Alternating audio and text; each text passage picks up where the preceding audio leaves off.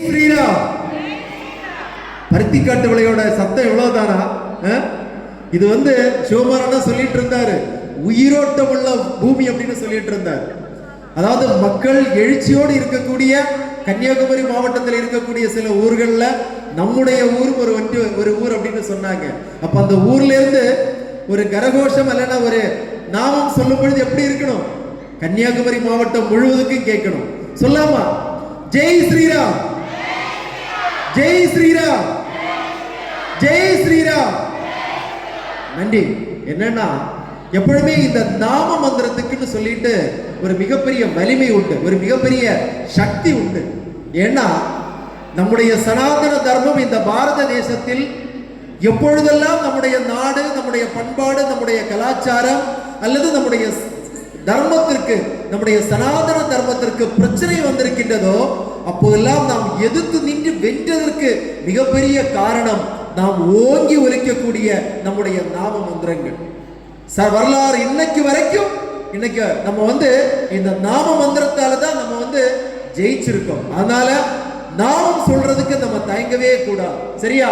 ஜெய் ஸ்ரீராம். நம்ம எப்போல்லாம் கொஞ்சம் நீங்க கவனிக்கலையோ அல்லது சோர்வடைகிறீங்கன்னு நினைச்சா நம்ம என்ன சொல்லணும்? நாமம் சொல்லணும். சரியா? சொல்லாமா?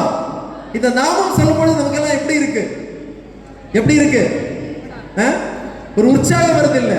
அதாவது நாமத்துக்குன்னு சொல்லிட்டு இந்த மாதிரி ஒரு பவர் இருக்கு. இனி ஒண்ணு, நம்ம எல்லாம் ரொம்ப உற்சாகமா இருக்க வேண்டிய காலகட்டம். அதோட ரொம்ப சில காரணங்களை சொல்லி இடிச்சு தள்ளிட்டு இருக்காங்க. இப்படி எத்தனையோ எத்தனையோ பிரச்சனைகள் நம்முடைய சனாதன தர்மத்திற்கு எதிராக வருகின்ற அம்புகளாக, சூலங்களாக இன்னைக்கு அது நம்மை தாக்கி கொண்டு இருக்கின்றன. ஆனா நம்ம ஒண்ணு மட்டும் புரிஞ்சுக்கணும், இது இன்னைக்கு நேற்றுக்கு தொடங்கினது அல்ல. கிட்டத்தட்ட ஒரு 300-400 ஆண்டு காலம் முகலாயர்கள் என்று சொல்லக்கூடிய இஸ்லாம் சமயத்தை சார்ந்தவர்களுடைய ஆட்சி, கிட்டத்தட்ட ஒரு 200 ஆண்டு காலம் ஆங்கிலேயர்களுடைய ஆட்சி. இந்த காலகட்டத்தில் எல்லாம் நம்முடைய பாரத தேசமும், நம்முடைய பண்பாடும், நம்முடைய கலாச்சாரமும், நம்முடைய சனாதன தர்மமும் தாக்கப்பட்டுட்டு தான் இருந்துச்சு.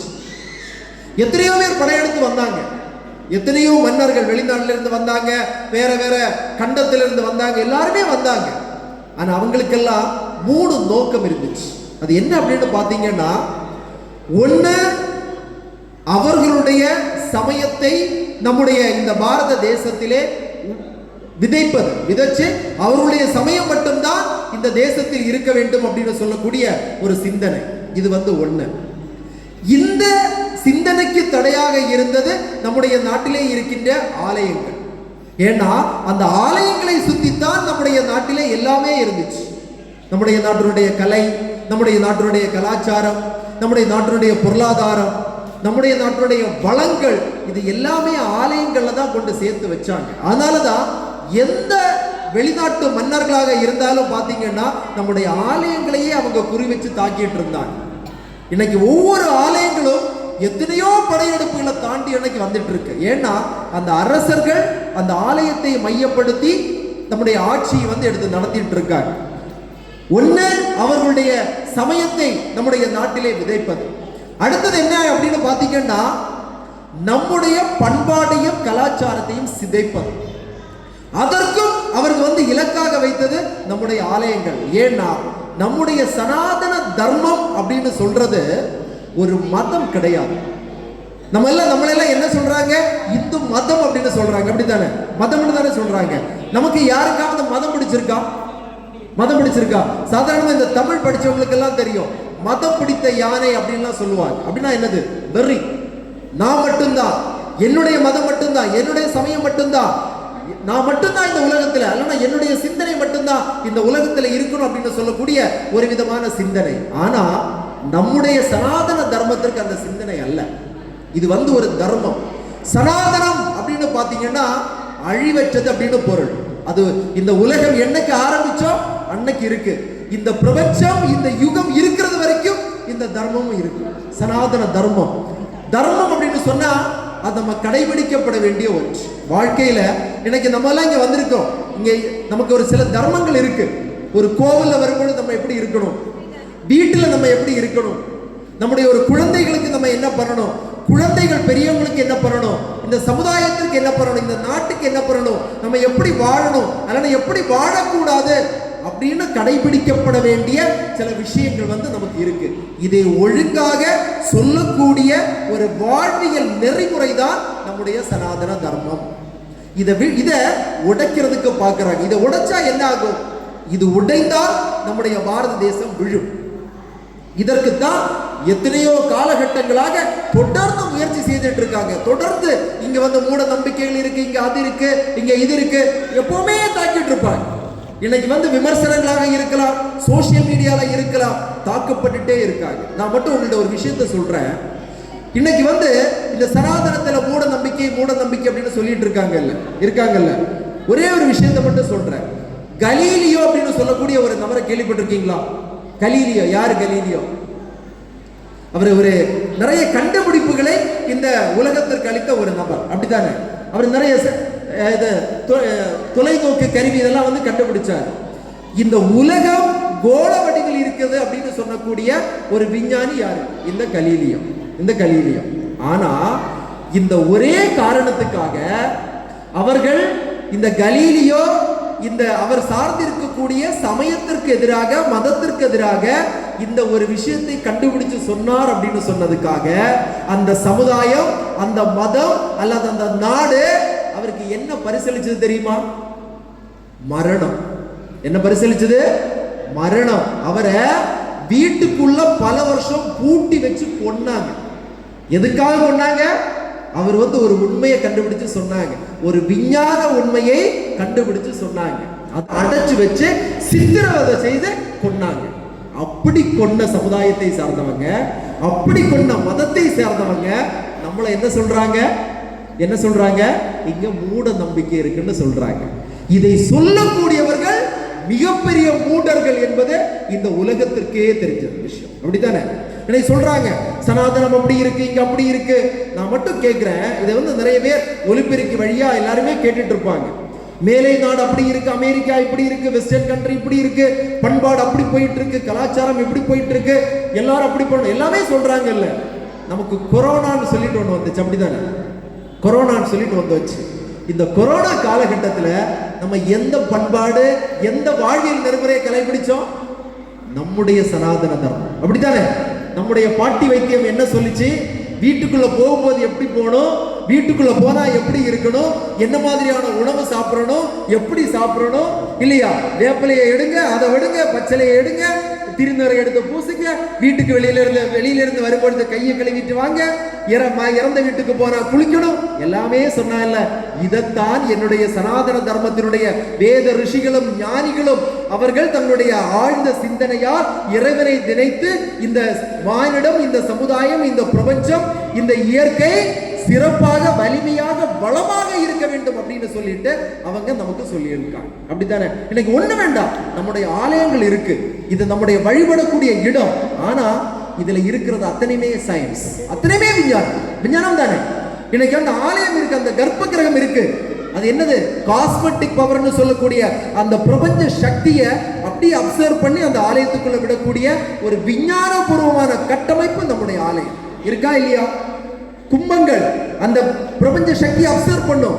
உள்ள விடும்பொழுது ஒரு அழகான சிலை இருக்கு இல்லையா? சிலை கல்லால இருக்கும். அந்த சிலையில நம்ம என்ன பண்றோம்? எண்ணெய் எல்லாம் ஊத்தி அபிஷேகம் பண்றோம். அது கொஞ்சம் கூட அப்சர்வ் பண்ணும். நம்ம ஃப்ரெண்ட்ல போய் இறைவா, அம்மா, அப்பான்னு சொல்லிட்டு நிற்கும் பொழுது அந்த பாசிட்டிவ் வைப்ரேஷன் நமக்கு வருமா வராதா? அங்க போய் சூரிய நமஸ்காரம் பண்றோம், அது சயின்ஸ் இல்லையா? நீங்க கோவில்ல போய் ஒண்ணும் பண்ண வேண்டாம், இறைவான்னு சொல்லிட்டு அப்படியே அமைதியா 2 நிமிடம் இடுங்கன்னு சொல்றாங்க, தியானம் பண்றீங்கன்னு சொல்றாங்க. இன்னைக்கு ஏசி ரூம்ல இருந்துட்டு மேலை நாட்டுக்காரங்க எல்லாம் இதைத்தானே பண்ணிட்டு இருக்காங்க, அப்படித்தானே? சனாதன தர்மம் நமக்கு தரக்கூடிய சந்தனமாக இருக்கலாம், குங்குமமாக இருக்கலாம், பன்னீராக இருக்கலாம், சூரிய நமஸ்காரமாக இருக்கலாம். நம்முடைய ஒவ்வொரு வழிபாட்டு முறையிலும் விஞ்ஞானம் நிறைந்து இருக்கக்கூடியது. அதாவது அன்னைக்கு கலீலியோ பூமி உருளை கோள வடிவத்தில் இருக்குன்னு சொன்னது அவர் இது பண்ணாங்க. அதற்கு முன்னாலே கிரகங்கள் இப்படி இருக்கு, கோள வடிவத்தில் இருக்கு, ஒவ்வொரு கிரகமும் இதை சுத்தி வருதுன்னு சொல்லிட்டு நம்முடைய வேத ரிஷிகள் நமக்கு சொல்லி இருக்காங்க. நமக்கு எல்லாமே டிசைன் பண்ணி வச்சிருக்காங்க. இனி நமக்கு கேட்கலாம், ஏன் நம்முடைய வாழ்க்கையில பிரச்சனைகள் வருது? அப்படித்தானே?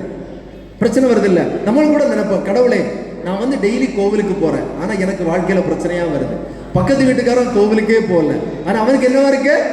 ரொம்ப சந்தோஷமா இருக்கு. எல்லாருக்கும் இருக்கக்கூடிய ஒரு வேண்டுதல் அது அல்லனா எல்லாருக்கும் இருக்கக்கூடிய ஒரு ஏக்கம். நான் மட்டும் கேட்கிறேன், நம்முடைய சிவபெருமானுடைய அந்த குடும்ப அந்த ஒரு இதை கற்பனை பண்ணி பாருங்க. அங்க யாரெல்லாம் இருக்கிறா? யாரெல்லாம் இருக்கிறா? சிவபெருமான் இருக்கிறாரு, பார்வதி தேவி இருக்காங்க இல்லையா? சிவபெருமானுடைய வாகனம் சிவபெருமானுடைய வாகனம் இருக்கு, அப்படித்தானே? தேவியோட வாகனம் என்னது? சிங்கம் இருக்கா இல்லையா? இனி யாரெல்லாம் இருக்காங்க இந்த குடும்பத்துல? கருடன் மேல இருக்காங்களா? அடுத்தது சிவபெருமானுடைய கழுத்துல பாம்பு இருக்கு. அடுத்து முருகப்பெருமான் இருக்காங்க, முருகப்பெருமானுடைய வாகனம் மயில். கணபதி சாமி இருக்காங்க, அவருடைய வாகனம் மூஷிகம். இவங்களை எல்லாம் ஒரு ரூமுக்குள்ள அடைச்சு வச்சா என்ன ஆகும்? என்ன ஆகும்? கொலைக்கேசு, அப்படித்தானே? அப்ப வாழ்க்கைன்னா அப்படிதான் இருக்கு, சரிங்களா? அதாவது இறைவன் வந்து நம்மளை பக்குவப்படுத்திட்டே இருப்பாங்க. இறைவன் வந்து சோதனை தர்றாரு அப்படின்னு பாத்தீங்கன்னா மிகப்பெரிய விஷயங்களை செய்வதற்கான மன வலிமையை நமக்கு தந்து கொண்டிருக்கின்றார், சரியா?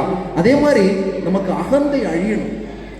சனாதன தர்மம் என்ன சொல்லுது அப்படின்னு பாத்தீங்கன்னா, ஒவ்வொரு மனிதக்குள்ளே இருக்கின்ற அகந்தை அழியும் பொழுது இறைவன் அந்த மனதுக்குள்ளே வருகின்றார்கள், அந்த ஆத்மா இறைமயமாக மாறும் இல்லையா? நமக்கு பகவத்கீதை இருக்கு இல்லையா? அப்படி அந்த அர்ஜுனனுக்கு ஒரு கர்வம் இருக்கா இல்லையா?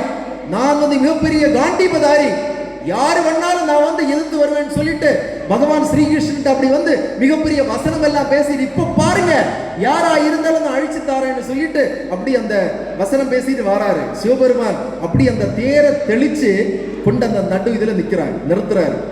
அர்ஜுனன் பார்க்கிறார் இல்லையா? பார்க்கும் பொழுது என்ன ஆனாரு? அதுல சொல்றாங்க, சிகண்டியை போல நடுங்கி கூனி குறுகி இவங்களையா நான் கொல்ல போறேன்னு சொல்லிட்டு அப்படி நிலை குலைஞ்சு நிற்கிறார். அப்பதான் யாரு வர்றாரு?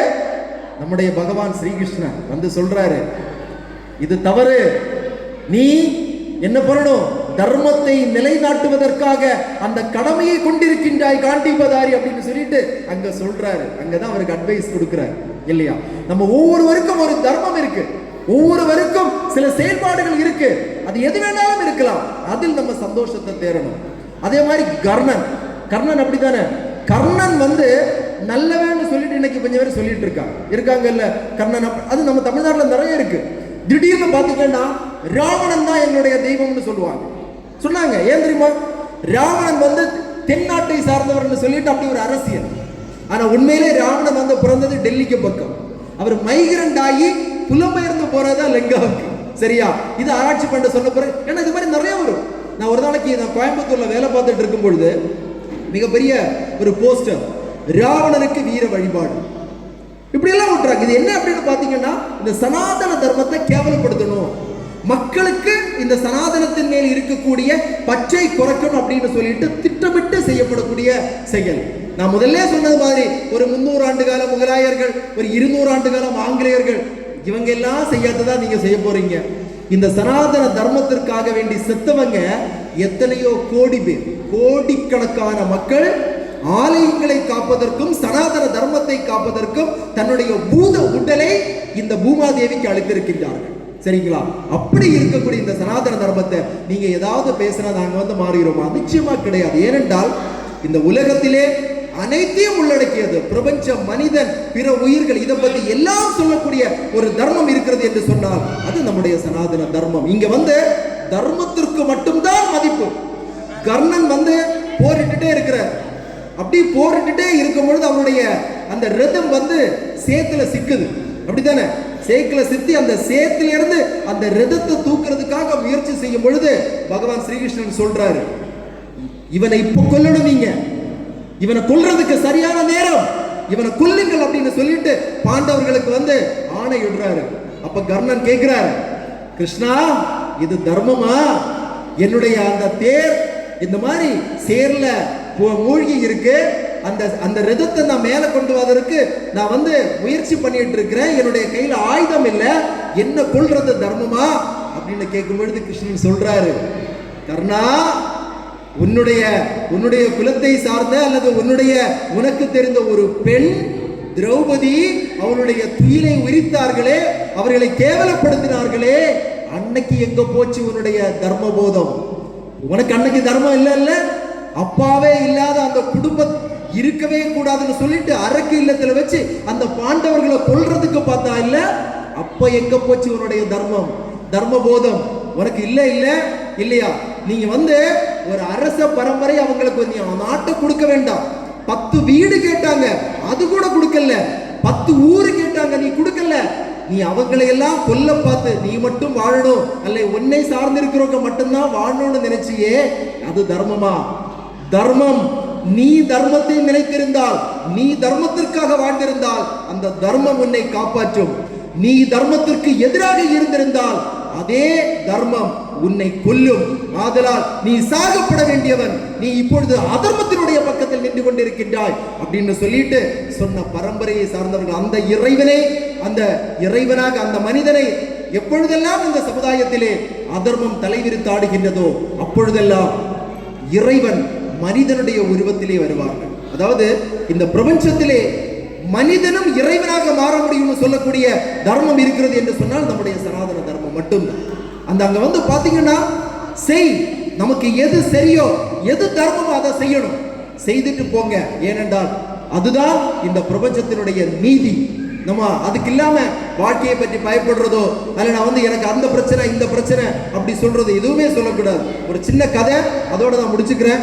15 நிமிஷம் தான் பேசணும்னு சொல்லியிருந்தாரு, இம்மிடியட்டா 2 நிமிஷத்துல நான் முடிச்சிடுறேன். நிறைய பிரைஸுகள் எல்லாம் இருக்கு. அதாவது ஒரு ஆலயத்துல இதே மாதிரி நமக்கு ஒரு அழகான ஒரு ஊர்ல ஒரு கோவில் வைக்கணும், ஒரு அழகான கோவில் வைக்கணும். திருவிழாவா? இந்த திருவிழா எதுக்காக கொண்டாடுறோம்? சாமிக்காகவா? இல்ல. யாருக்காக? பிரைஸ் வாங்குறோம். அதாவது ஒரே சிந்தனை உள்ள அந்த ஆத்மாக்கள் எல்லாம் சேரும் பொழுது மிகப்பெரிய சந்தோஷம் நமக்குள்ளே வருகின்றது. சந்தோஷம் எப்படி வேணாலும் வரலாம், அது பணம் தான் சந்தோஷத்தை தரணும்னு இல்லை, சந்தோஷம் எப்படி வேணாலும் வரலாம். நான் ஒண்ணு மட்டும் கேட்கிறேன், நீங்க எல்லாம் ஸ்கூல்ல படிக்கும் பொழுது ஸ்கூல் கொஞ்சம் டிஸ்டன்ஸ் இருந்தா ஒரு சைக்கிள் வேணும்னு ஆசைப்பட்டிருப்பீங்க, அப்படிதானே? சைக்கிள் கிடைச்சிச்சு, அதோட நமக்கு ஆசையெல்லாம் தீர்ந்துச்சா? அடுத்து என்ன வேணும்? ஒரு பைக் வேணும். கடவுள் கேட்குறீங்க கடவுள்கிட்ட, கடவுளை எனக்கு பைக்கு கொடு, பைக்கு கிடைச்சாச்சு, அதோட ஆசை தீர்ந்துருச்சா? அடுத்து என்ன வேணும்? குடும்பம் ஒரு கார் வேணும். முதல்ல ஒரு சின்ன கார், ஒரு செகண்ட் ஹேண்ட் காரா இருந்தாலும் போதும், அப்படித்தானே? ஒரு கார் கிடைச்சாச்சு, கடவுள் அதையும் தந்துட்டாரு. இன்னையாவது கடவுளை விடுவீங்களா? விடுவோமா நம்ம? எனக்கு அதுவும் காரு, அங்க பாருங்க பக்கத்து வீட்டுல ஆடி, பென்ஸ், சஃபாரி என்னெல்லாமோ சொல்றேன், அப்படித்தானே? இருக்கா இல்லையா? கலாக்கா, ராஜாக்கா, அவங்க எல்லாம் கார் வாங்கியாச்சு, நான் மட்டும் இந்த பழைய காரா? அதனால எனக்கு ஒரு புதிய கார், புது மாடல், புதிய கார். கடவுள்கிட்ட கேக்குறீங்க, கடவுள் அதையும் தந்துட்டாரு, அதோட விடுவோமா? கடவுளை விடுவோமா?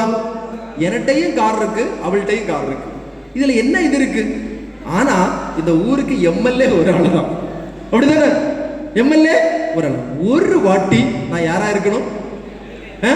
எம்எல்ஏ இருக்கணும். கடவுள்கிட்ட கேட்கிறோம், கடவுள் அதையும் தந்துட்டாரு, எம்எல்ஏ ஆகி அமைச்சர் ஆயிட்டீங்க. எப்பா இனி எனக்கு போருவப்பா, இனி கடவுளை தொந்தரவே பண்ண மாட்டேன், சந்தோஷமா வீட்டுல இருப்பேன். யாராவது இருப்போமா? நான் சாகிறது வரைக்கும்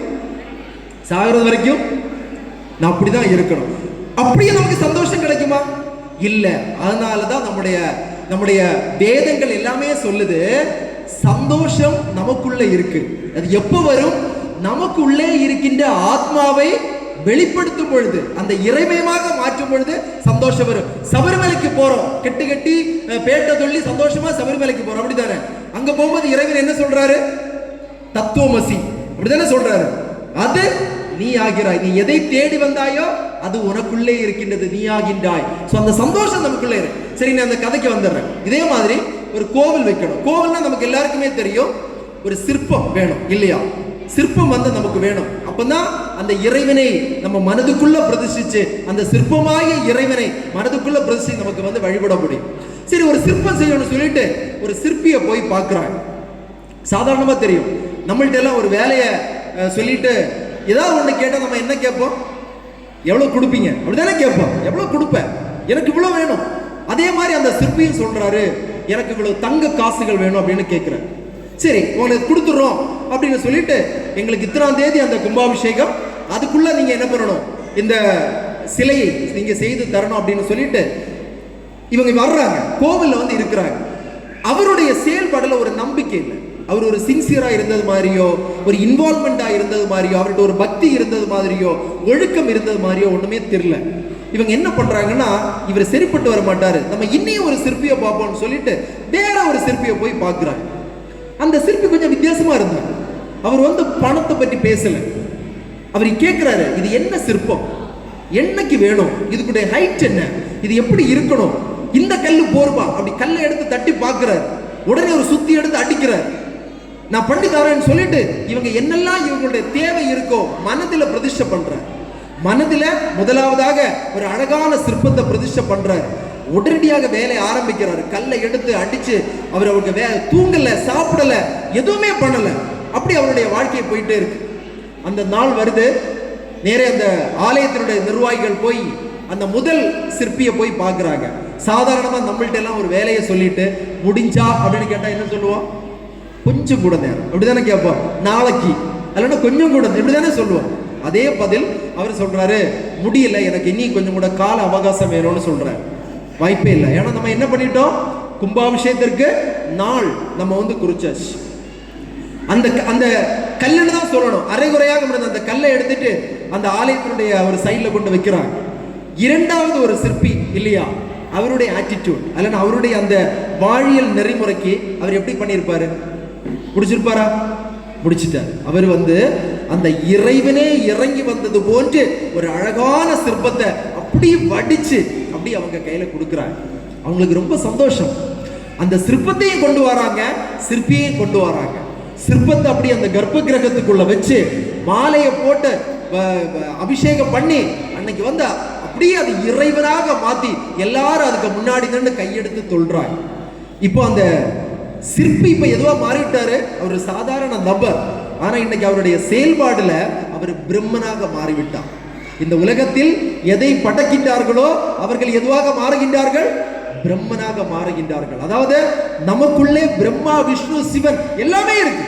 ஒரு விஷயத்தை படைக்கும் பொழுது நாம் பிரம்மனாக மாறுகின்றோம். நாம் சில விஷயங்களை காக்கும் பொழுது நாம் சிவனாக இருக்கின்றோம். அதர்மத்தை அழிக்கும் பொழுது நாம் விஷ்ணுவாக மாறுகின்றோம். நமக்குள்ள மூணுமே இருக்கு. அந்த ஒரு இது நமக்கு வேணும். அதனாலதான் சொல்றாங்க பிரம்மா, விஷ்ணு, சிவன். இன்னைக்கு அந்த சிற்பி அவர் வந்து பிரம்மாவாக மாறி இருக்கின்றார்கள். கோவில் அப்படி அந்த கும்பாபிஷேகம் எல்லாம் முடிஞ்சது. கல் சாமியாக மாறி இருக்கு. இனி அறகுறையாக ஒரு கல் இருக்குல்ல, அந்த கல்லை பூஜை பண்ண முடியுமா, ஒண்ணும் பண்ண முடியாது. படிக்கல் பண்ணல, படிக்கல் பண்றதுக்கு கொஞ்சம் கல் ஷார்டேஜ் ஆச்சு. அந்த கல்லை போட்டு படிக்கல் வேலை என்ன பண்ணிட்டாங்கன்னா முடிச்சுட்டாங்க.